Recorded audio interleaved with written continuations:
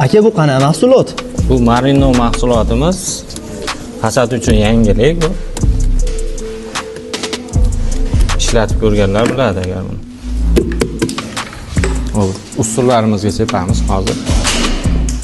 Ana hozir aka o'sha mahsulotni sepib ko'rsatib berishadi.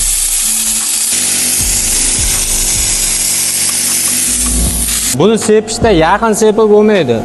Yaqin bo'ladigan bo'lsa, bu yonlariga erlab ketadi. Uzoqroq, iloji boricha uzoqroq masofada sepish kerak.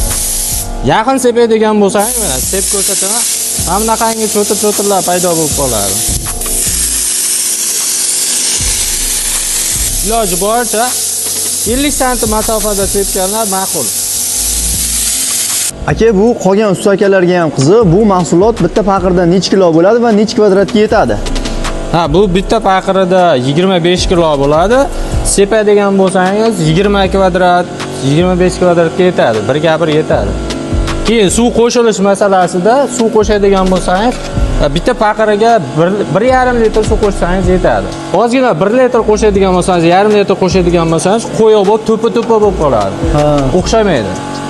Me'yorida 2 litr, 1,5 litr qo'shganingiz yaxshi. Bu mahsulotni biz Domstroydan xarid qildik. Agar sizga ham shunaqangi sifatli mahsulotlar kerak bo'ladigan bo'lsa, yo sifatli xizmatlar kerak bo'ladigan bo'lsa, pastdagi raqamlarga murojaat qilishingiz mumkin.